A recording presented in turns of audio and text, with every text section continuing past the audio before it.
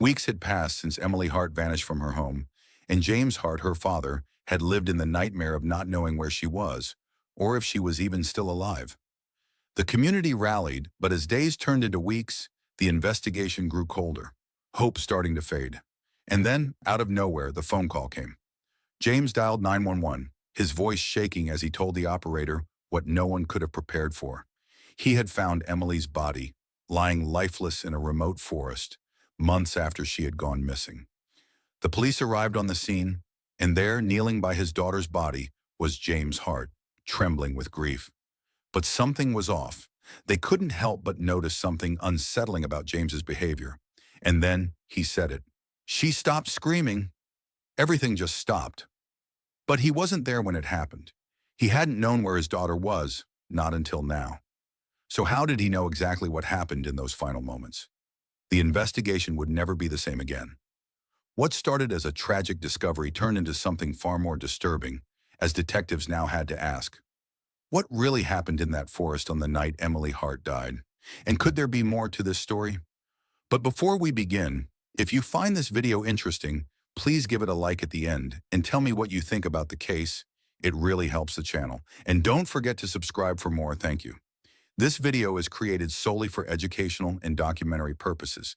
It does not endorse, glorify, or condone any of the criminal actions or individuals described in this case. Viewer discretion is advised. Emily Hart was the kind of girl who, at first glance, seemed to drift unnoticed through the world. At 17, she had a quiet presence that didn't demand attention. She was an artist, a sensitive soul who found comfort in the solitude of her sketchbooks, where she captured the world around her, sketching portraits, landscapes, and the fleeting moments that most people overlooked.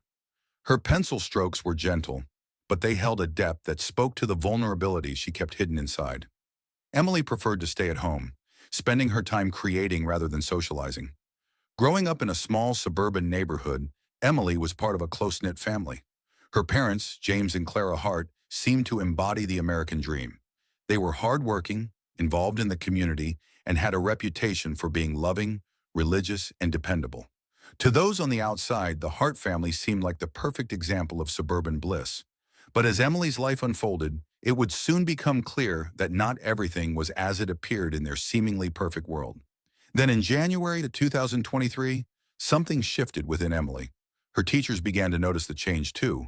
Emily's grades, once steady B's, began to slip, and what had been a pattern of academic success quickly became a series of barely passing marks.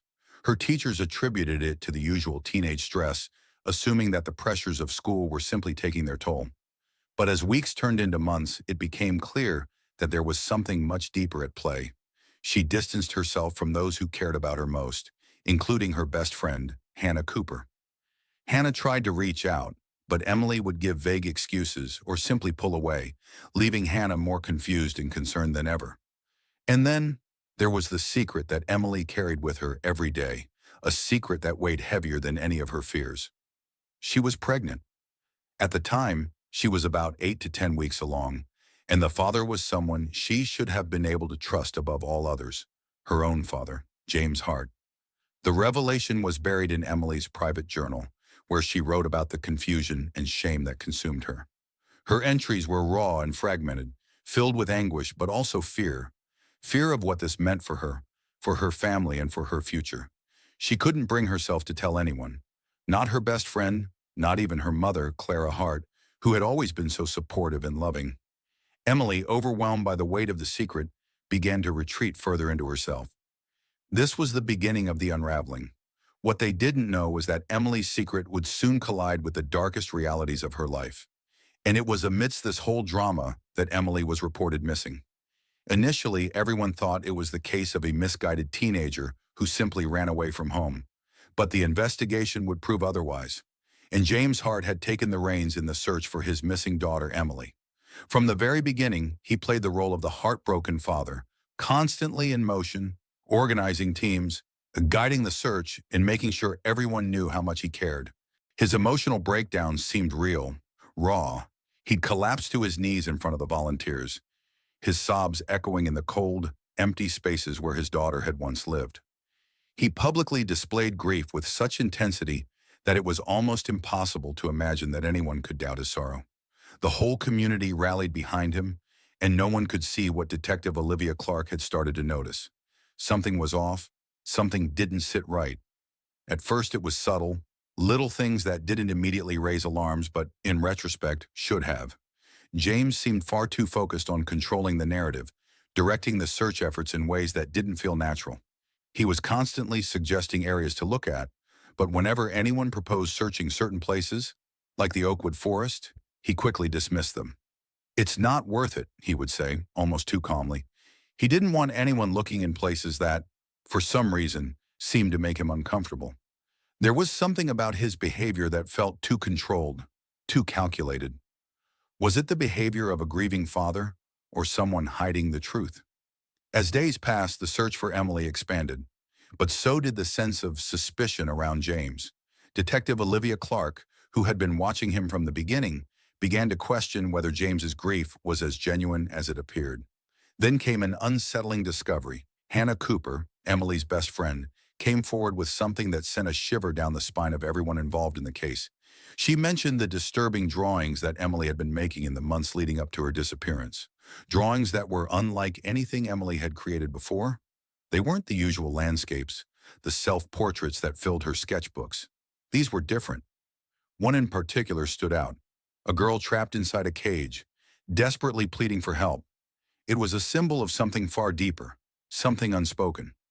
Emily, it seemed, had been feeling trapped, and perhaps she had felt there was no way out. As the investigation unfolded, the FBI intervened, hoping to speed up the process by introducing another tactic, a polygraph test. They offered it to James as a way to clear his name, to show the world that he had nothing to hide. But when James refused, something shifted in the case. Normally, a grieving parent would welcome the opportunity to clear their name, to show the world that they were innocent. James, however, didn't want to cooperate. He refused to take the polygraph test, citing reasons that didn't add up. For Detective Clark, this was the final straw. However, March 16, 2023, marked a turning point in the investigation. 2 weeks into the frantic search for Emily Hart, the community, police, and volunteers had combed through every inch of Davenport, but there were still no signs of the missing 17-year-old. But then something unexpected happened. James Hart, who had been involved in the search from the start, seemed more determined than ever to take the lead. The day started like any other, with James arriving at Oakwood Forest Preserve, a remote area on the outskirts of town. It was a place known for its quiet beauty, but that day it would become a scene of devastation. James insisted that they search a specific spot, one he had in mind for reasons no one could understand. He led the volunteers through the thick underbrush. The others followed, trusting his sense of direction, and as they reached a large oak tree, standing tall amidst the tangled thicket, there, hidden beneath a canopy of leaves, lay Emily's body. The sight was both haunting and heartbreaking.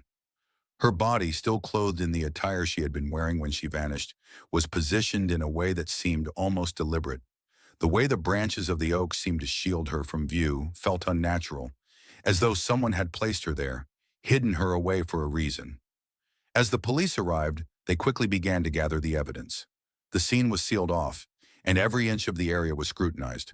However, it was not just the body they were focused on, it was James's actions. When the officers began their investigation, they realized that the details James had shared about the location of the body during the search were eerily accurate. As the officers worked, James stood by, his face an unreadable mask of grief. He knelt beside his daughter's body, his sobs loud and ragged, echoing through the trees. On the surface, it seemed like the reaction of a father shattered by the loss of his child. But Detective Olivia Clark and the rest of the team couldn't ignore the nagging feeling that something was wrong. March 30th, 2023. 2 weeks had passed since Emily Hart's body was discovered in the woods, and now James Hart found himself sitting in an interrogation room, his hands trembling just slightly as he gripped the edge of the chair. Detective Olivia Clark sat across from him, the fluorescent lights above casting a stark, unforgiving glow. The detective began to methodically review the details James had already shared with authorities. He repeated his account, how he had dropped Emily off at a friend's house, how he had started searching immediately when she didn't come home, how he had tried to remain composed for the sake of the investigation. She had heard his story before, and now it was time to press for more. Clark asked, "Can you walk me through the scene where Emily's body was found? What do you remember about that moment?" James took a breath, as if steadying himself, and began to speak, his voice sounding more mechanical than before. He described the scene in Oakwood Forest Preserve, the place where he had insisted the search continue. But then, as he recounted the moment he had found Emily, his voice faltered. "She stopped screaming. Everything just stopped," James said, almost in a whisper, his eyes briefly lowering to the table. That one phrase, "everything just stopped," was a slip-up that James would not be able to erase. Clark's mind raced.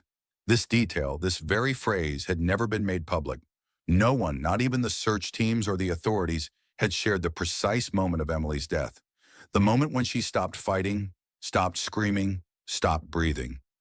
How could James possibly know that? And then, it became clear. The detective leaned forward, her voice steady but firm. "James, how could you know that? How could you know exactly what happened to Emily in those final moments?" James shifted in his seat, his calm facade beginning to crack. His breath became shallow, his fingers began to twitch nervously. The lie, the false story he had been telling for weeks, was starting to crumble. He opened his mouth to speak, but the words faltered. I... Detective Clark wasn't giving him any more room to twist his words. "You just what, James? You just knew? Because you were there?" I... I didn't mean it like that," he stammered. "I was just emotional. I was just...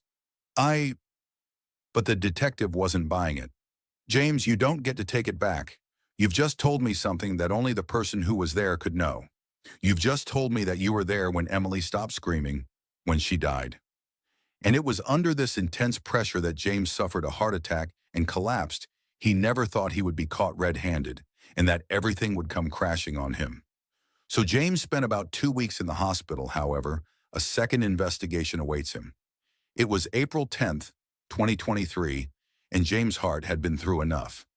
His previous interrogation had chipped away at his facade, but now during the second interview, the walls came crashing down. He was exhausted emotionally and physically, and for the first time, he allowed himself to reveal the full extent of his involvement. Detective Olivia Clark leaned forward, her pen poised, knowing this was the moment they had been waiting for. James took a deep breath, his hands shaking slightly as he began speaking in a low, resigned voice. "It all started when I realized she knew," James said, his voice faltering. "Emily, she was going to tell Clara." James confessed that his affair with Emily had begun slowly, and at first he had justified it to himself as nothing more than misguided affection. He had never meant to cross that line. But once he did, there was no going back.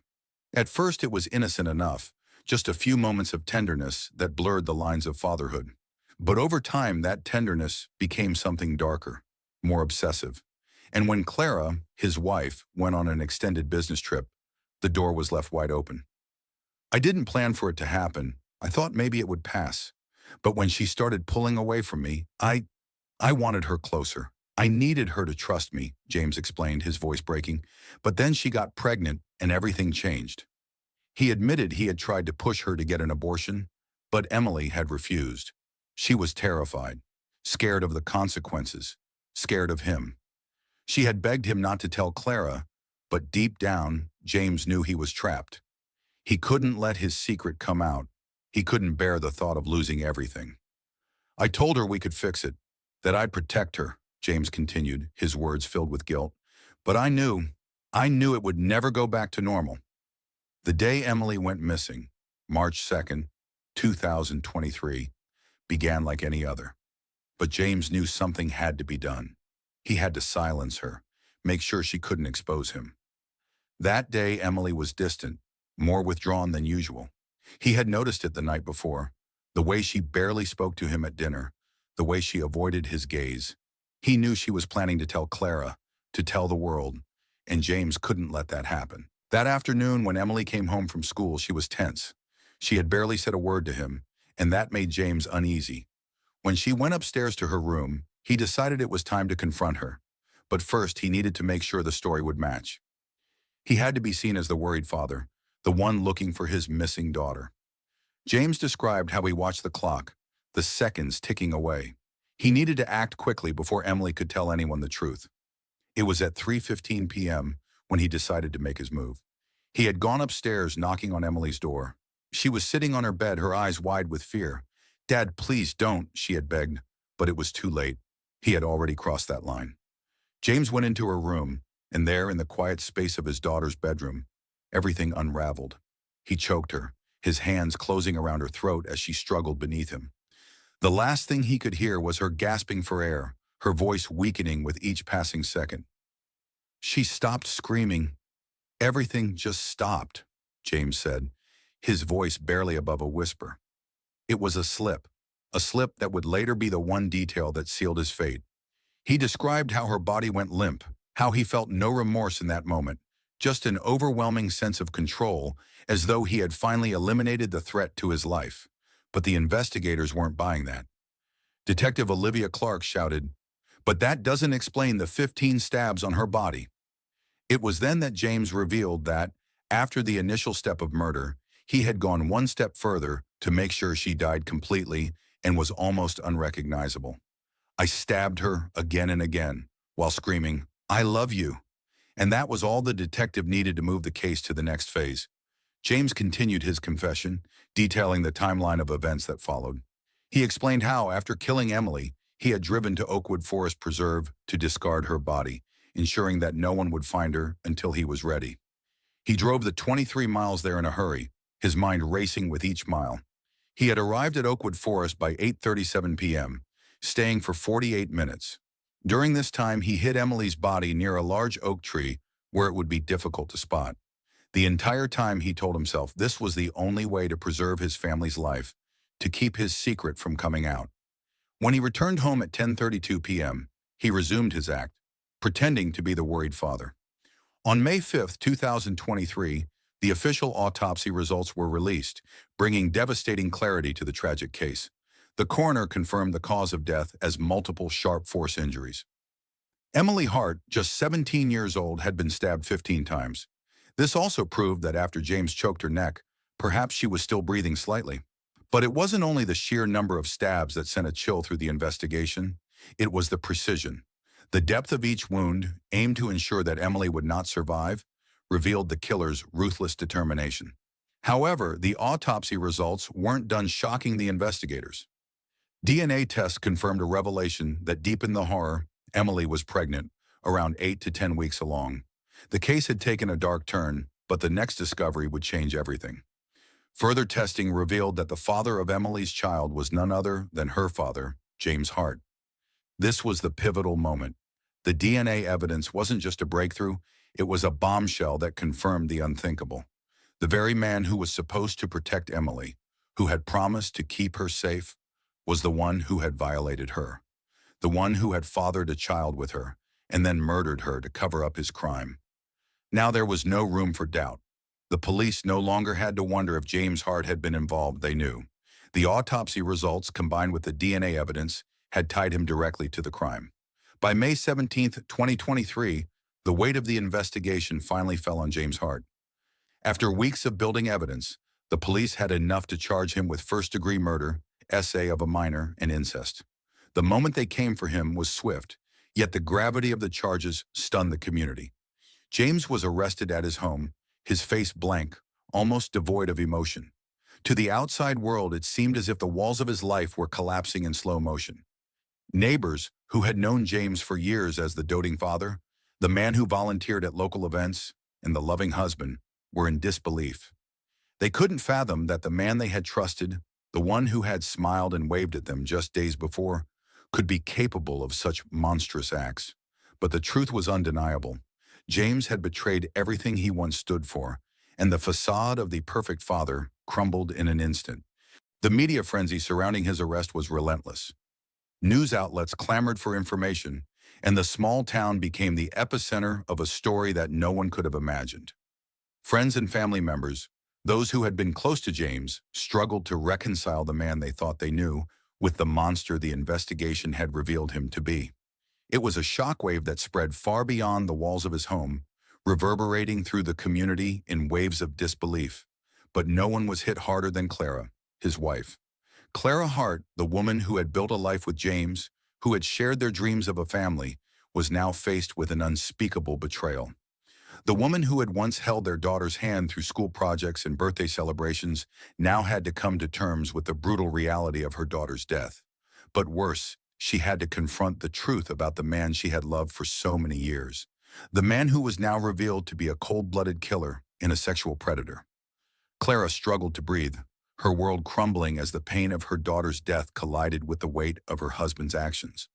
How could the man she had trusted, the father of her children, be capable of this? Every moment they had shared, every memory of love and companionship, now felt like a lie. The man she had known, the man she had believed in, had been hiding a darkness she could never have imagined. The courtroom was packed as the trial of James Hart finally began on June 18, 2023. It was a moment everyone had been waiting for, the culmination of weeks of investigation, evidence gathering, and mounting suspicion. The room was heavy with anticipation as the prosecution stood up to present their case. The lead prosecutor wasted no time, laying out the grim truth in front of the jury. James Hart, they argued, had murdered his daughter, Emily, to conceal his long-term abuse.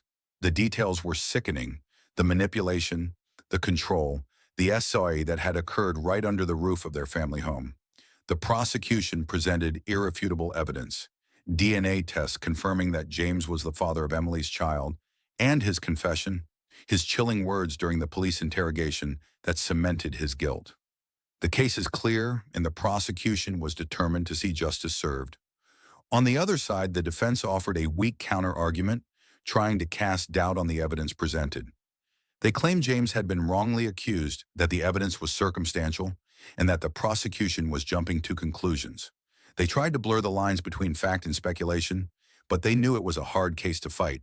The weight of the DNA evidence, combined with James's own words, painted a damning picture. The defense struggled to make their case stand strong against the tide of proof. The emotional toll of the trial became painfully apparent as the witnesses took the stand. One of the first to testify was Clara Hart, James's wife. Her voice trembled as she recounted the years she spent with James, the man she had loved and trusted. She spoke of his controlling behavior, how he had subtly isolated her from those around her, how he had kept her in the dark about the horrors unfolding right beneath her nose. Then Detective Olivia Clark took the stand.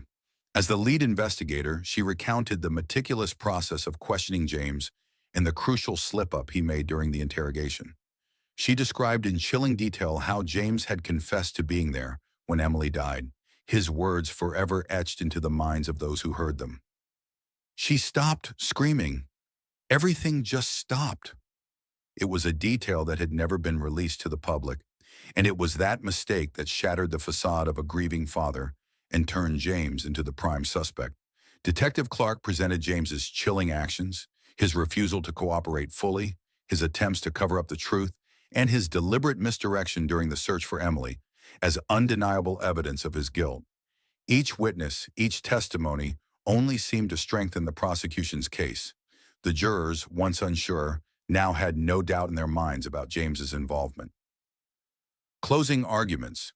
The courtroom was silent as the jury returned after days of deliberation. The moment had finally come, the decision that would bring an end to this tragic chapter in the Hart family's life. The foreman stood holding the paper in his hand, his face somber as he read the verdict. James Hart was found guilty of all charges: first-degree murder, SA of a minor, and incest. A father and a respected member of the community now faced the reality of his actions. The judge, his voice steady but filled with gravity, sentenced James to life in prison without the possibility of parole. The courtroom watched as James was led away, his hands cuffed tightly behind his back. His fate had been sealed, and there was no turning back. But for those left in the room, especially Clara, the relief of justice being served felt like a small, bitter comfort in the face of unimaginable loss. When Clara was allowed to address James, the words came from a place deep within her, a place of sorrow, disgust, and a desperate need for closure. She stood at the front of the courtroom, her voice trembling but firm as she spoke. She started by expressing her sorrow for Emily's death. "You took her from me," Clara said, her voice breaking, "and you took her life in the most cruel way. I can never understand how someone could do what you did to your own flesh and blood." Then Clara's voice grew colder, her fury rising. "You were supposed to protect her, James. You were supposed to be her father." She took a deep breath before continuing. I will never forgive you for what you did, but at least now I have justice for Emily. You will never harm anyone again. Emily Hart's story, tragic and horrifying as it was, did not end with her death. Instead, it sparked a deep and necessary reflection that would linger in the minds of all who heard her name. Her life, cut short by the very hands that should have protected her, became a haunting reminder of the dangers that lie hidden beneath the surface of families, of communities, and of relationships that seem perfect from the outside. It called attention to the importance of listening to children, watching for the subtle changes in behavior, and recognizing the quiet red flags that are all too often ignored. For Clara Hart, the loss of her daughter became the driving force behind her own transformation. Where once she had been a grieving mother, now she was a fierce advocate, dedicated to making sure that no other parent would have to endure the same agony. With the painful clarity that comes from knowing what was lost, Clara channeled her grief into action. She began working closely with organizations dedicated to children's rights, speaking out about the dangers of CA and the importance of early intervention. In the end, justice was served, but it did not bring Emily back. No verdict, no trial, no amount of punishment could ever undo the damage done or heal the broken hearts left behind. Emily Hart never had the chance to experience the future she deserved, but her story's not over. We owe it to her, to every child suffering in silence, to make sure their voices are heard. We owe it to them to believe them, to protect them. And now we'd like to hear your thoughts on this case. Feel free to share your perspective in the comments below. And today we want to especially thank all our subscribers and viewers. And if you've not subscribed, kindly do that and see you in the next case.